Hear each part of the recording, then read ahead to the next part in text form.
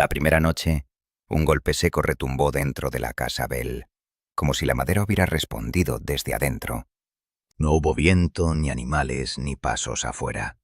Solo la pared vibrando y un silencio demasiado perfecto. John Bell se levantó con una lámpara de aceite y recorrió la casa, buscando una causa simple. Miró cerraduras, ventanas, clavos sueltos, pero cada objeto estaba en su lugar, como si la casa se hubiera cerrado sobre él. Cuando por fin intentó dormir, el sonido regresó. Primero suave, casi tímido, como una mano probando fuerza. Luego insistió con violencia. Golpes en paredes y bajo el suelo, como uñas contra una caja cerrada. A ratos parecían pasos que cruzaban el pasillo. A ratos arañazos detrás del tabique, avanzando de cuarto en cuarto. La familia terminó reuniéndose cada noche en una sola habitación, con la lámpara encendida, oyendo algo rondar. El aire se volvía pesado.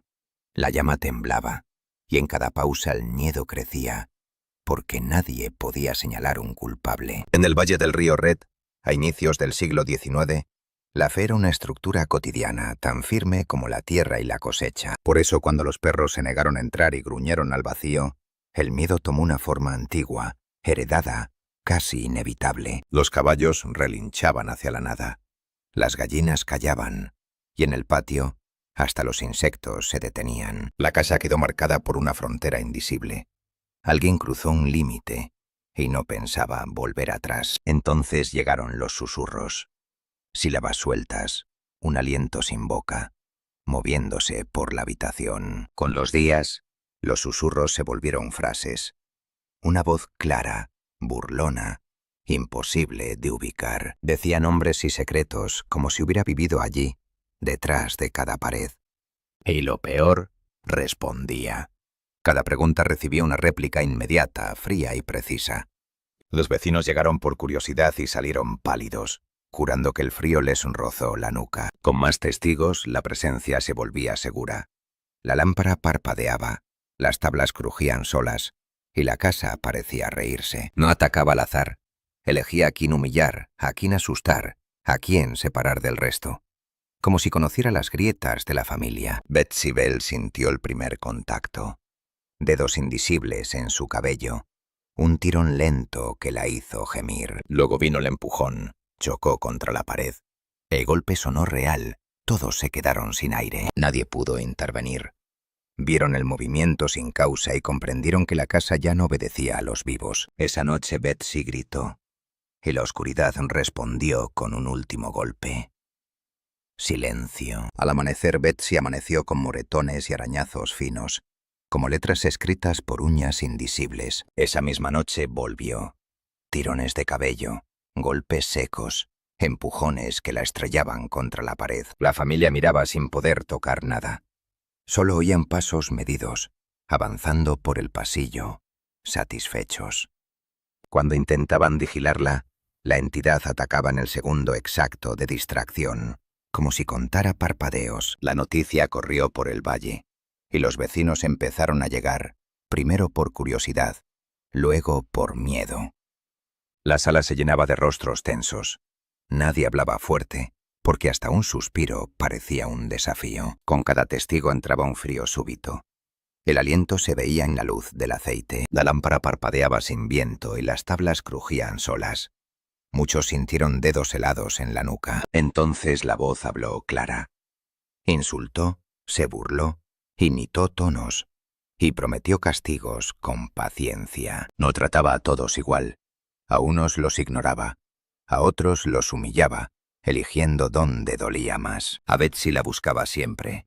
La golpeaba al rezar y se reía de su llanto como de una canción. Los testigos dejaron de contar golpes y empezaron a contar palabras.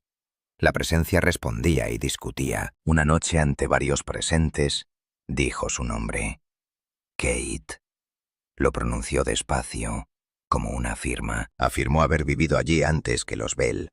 Decía conocer la granja como si aún fuera suya. Habló de un agravio antiguo, de una injusticia sin testigos. Pero su rabia sonaba reciente. A John Bell lo llamaba por su nombre completo, y lo seguía con risas pequeñas, incluso en silencio. Luego fue directo. Atormentaré a John Bell hasta matarlo. No sonó a amenaza, sino a sentencia. El pueblo dejó de verlo como rumor. Llevaron salmos, amuletos y armas inútiles, buscando una regla. Llegaron pastores, convencidos de que una oración bastaría.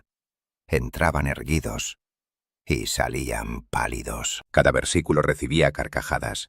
La voz recitaba la Biblia mejor que ellos y la torcía. A veces callaba minutos, solo para que el silencio pesara, y entonces volvían los pasos exactos. Se colaba en conversaciones privadas.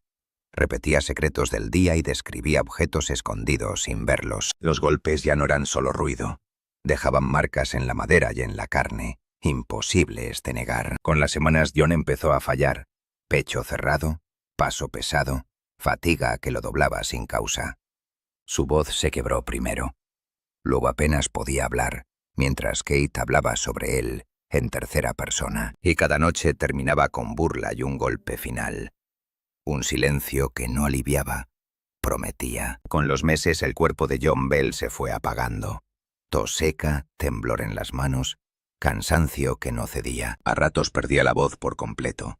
Y cuando intentaba hablar, la entidad respondía por él, riéndose. Los médicos lo examinaron a la luz de la lámpara. Pulso, sangre, pecho. Nada explicaba esa caída. Recetaron tónicos y sangrías, pero cada remedio parecía acelerar el desgaste, como si algo lo saboteara. Los pastores volvieron, Biblia en alto, y la casa contestó con carcajadas que apagaban cualquier salmo. Cuando la familia rezaba, la voz canturreaba encima, torciendo las palabras sagradas con un placer infantil. El caso dejó de ser un rumor rural. Gente de condados vecinos viajaba de noche solo para escucharla. Algunos testigos juraron que la voz podía susurrar a un oído y al mismo tiempo gritar desde el techo. En ciertas veladas recitó pasajes bíblicos de memoria, citando capítulo y versículo con exactitud incómoda. Luego discutía teología, como si buscara una pelea, gracia o castigo, salvación o burla. A John lo trataba en tercera persona. «Mírenlo», decía. «Ya no puede ni sostenerse». Y cuando él intentaba levantarse, una fuerza invisible lo sentaba de nuevo, sin tocarlo, solo con voluntad. La fama llegó a oídos de hombres influyentes. Dejaron notas firmadas, incapaces de reducirlo a un truco. Ante ellos la entidad se lucía. Golpeaba ritmo, chasqueaba como lengua humana y volvía a cantar. Una noche afirmó: «Pudo estar en todas partes», como si la distancia fuera un simple chiste. Esa misma madrugada a kilómetros de la granja, otros dijeron oírla en sus casas, con los mismos insultos. John empeoró de golpe. Mirada fija, respiración corta, días enteros sin comer, como si lo vaciaran desde adentro. Entonces apareció una botella sin dueño, con un líquido oscuro. Nadie la recordó en la mesa, pero allí estaba. La voz confesó tranquila que se lo había dado mientras dormía, y que no era medicina, era final. Poco después, John Bell murió. La habitación se quedó quieta, y hasta el aceite de la lámpara pareció dudar. La entidad celebró con una risa seca: «He cumplido». Y por primera vez en años, calló.